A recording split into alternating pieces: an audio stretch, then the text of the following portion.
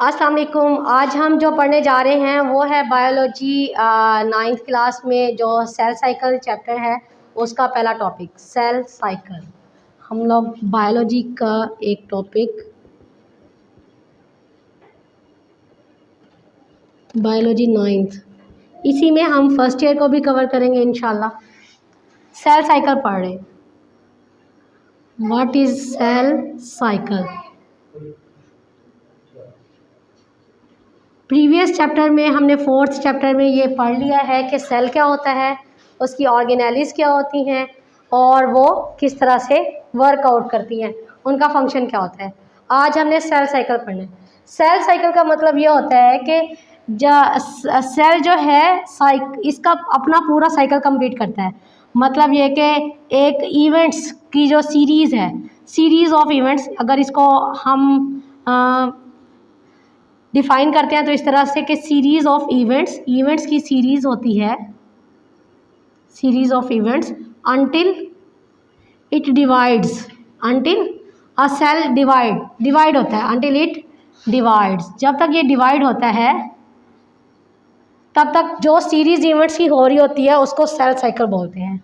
Mean ये कि एक सेल है वो जब तक 2 सेल्स में डिवाइड नहीं हो जाता, ठीक है, हम इसको सेल साइकिल बोलते हैं। ये जब तक ये 2 सेल्स में, तो इसमें बहुत सारे इवेंट्स होते हैं, ठीक है, बहुत सारी चीज़ें होती हैं, वो सारे इवेंट्स की सीरीज़ हम इसमें पढ़ेंगे total overall.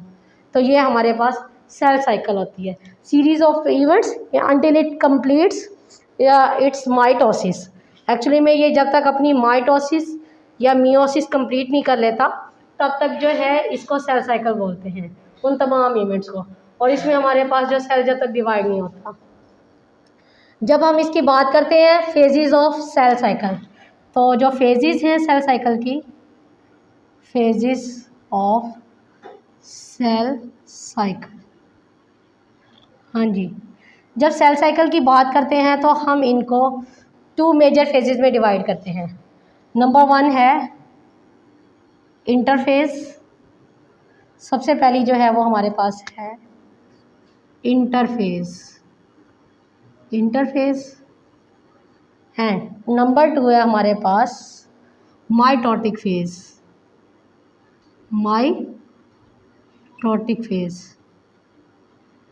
Ji, interphase and mitotic phase.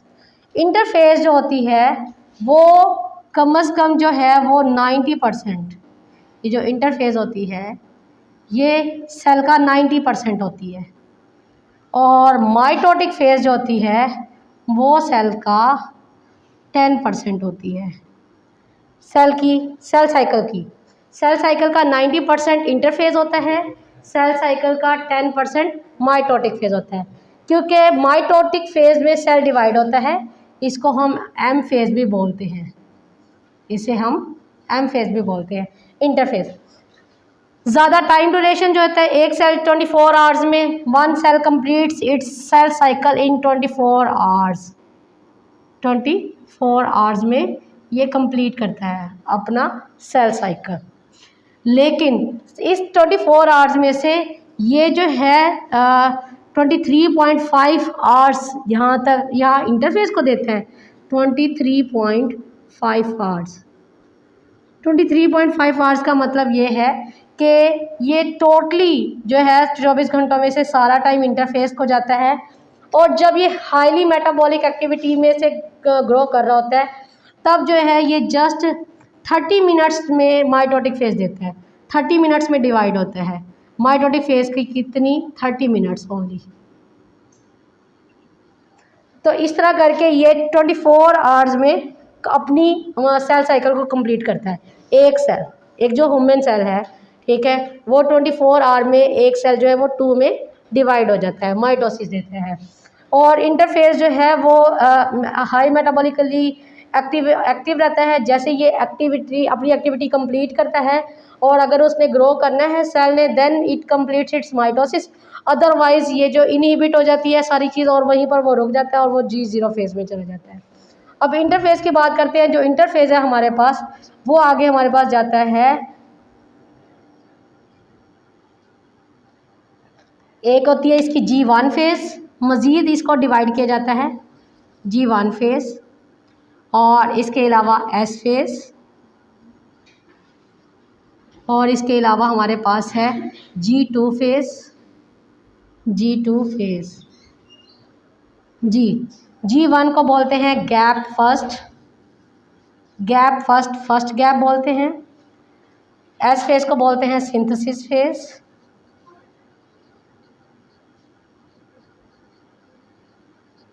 G2 को बोलते हैं गैप सेकंड। ठीक है। सेल अपने आप को जब प्रिपेयर करता है माइटोसिस के लिए, डिवीजन के लिए, जब अपने आप को तैयार करेगा डिवीजन के लिए, एक सेल डिवीजन के लिए जब अपने आप को तैयार करता है, वो इंटरफेज है। और इस इंटरफेज को मज़ीद इन 3 फेजेज़ में डिवाइड किया जाता है। और ये जो 3 फेजेज़ हैं, इनमें एक G1 फेज़ है, उसको गैप फर्स्ट बोलते हैं। नेक्स्ट जो है वो S फेज़ है, उसको सिंथेसिस फेज़ बोलते हैं। नेक्स्ट G2 फेज़ है, उसे गैप सेकंड बोलते हैं। और इसके अलावा सम टाइम जो है ये एक अनएक्सपेक्टेड कुछ सेल्स जो होते हैं डिवाइड नहीं होते, वो अनएक्सपेक्टेड फेज़ में रहते हैं, माइटोटिक फेज़ देते ही नहीं है, तो उसकी जगह वो G0 फेज़ में रहते हैं। G0 फेज़ को नल फेज़ भी बोलते हैं। इसमें जो है डिवीजन होती ही नहीं। इसके बाद और इस इंटरफेज की ये जो 3 फेजेस हैं, इन अगर ये कंप्लीट करने के बाद या तो वो माइटोटिक फेज़ में जाएगा या वो G0 फेज़ में जाएगा। सेल या तो डिवाइड होकर 2 में डिवाइड हो जाएगा, या फिर अपने आप ही कंप्लीट करके मेटाबॉलिकली सारी एक्टिविटीज़ कंप्लीट करके वो G0 फेज़ में ही रह जाएगा। ठीक है। और इसी तरह अपनी वो पूरी लाइफ इसी में रहेगा, डिवाइड नहीं होगा, या फिर कुछ टाइम के लिए इसमें रहेगा, और जैसे ही इसका डिवाइड होने का टाइम आएगा देन इट विल वो सेल जो है वो कंप्लीट करेगा, it will complete it's mitotic phase, M phase को कंप्लीट कर लेगा। तो ये हमारे पास इंटरफेज़ है। इंटरफेज़ को वन बाय वन हम डिस्कस करते हैं कि ये किस तरह से चलता है और ये क्या क्या काम करता है। देखिए, हमारे पास सबसे पहले हम G1 फेज़ की बात करते हैं। ये जो हमारा G1 फेज़ है, ये क्या कौन कौन सी एक्टिविटीज़ देता है। G1 फेज़ को आप इस तरह से याद कर सकते हैं। नंबर 1, ये क्या करता है, इसके दौरान जब G1 होता है, सबसे पहले सेल जो है अपना साइज इंक्रीज करता है। Cell increases its size, cell increases its size, अपना साइज इंक्रीज करता है। फर्स्ट पॉइंट हो गया। ठीक है। सेकंड पॉइंट, ठीक है, फिर और क्या करता है G1 फेज़ में, ये आपको याद करना होता है कि गैप फर्स्ट में क्या हो रहा है, गैप सेकंड में क्या हो रहा है, और S फेज़ में क्या हो रहा है। जी, सेल इंक्रीज करता है अपना साइज। उसके बाद सेल जो है प्रोटीन सिंथेसिस करता है। जो सेल इट प्रिपेयर्स प्रोटीन्स, ये प्रोटीन्स करता है, इट प्रिपेयर्स या it increases the supply of proteins. आप इस तरह भी लिख सकते हैं, it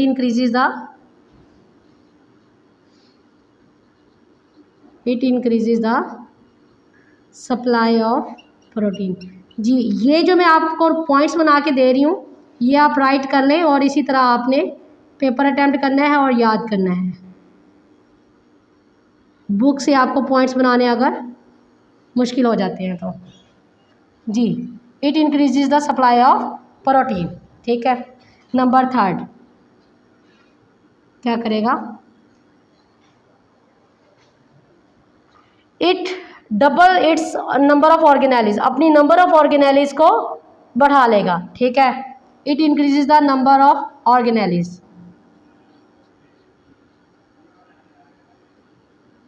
increases the number of organelles. Organelles किसे बोलते हैं बच्चों,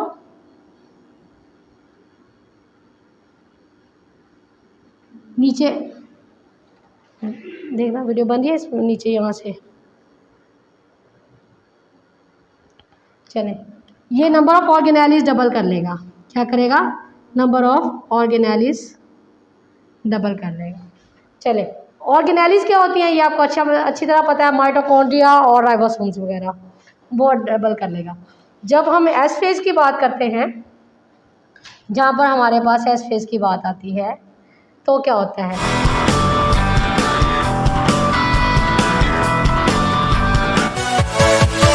Yeah.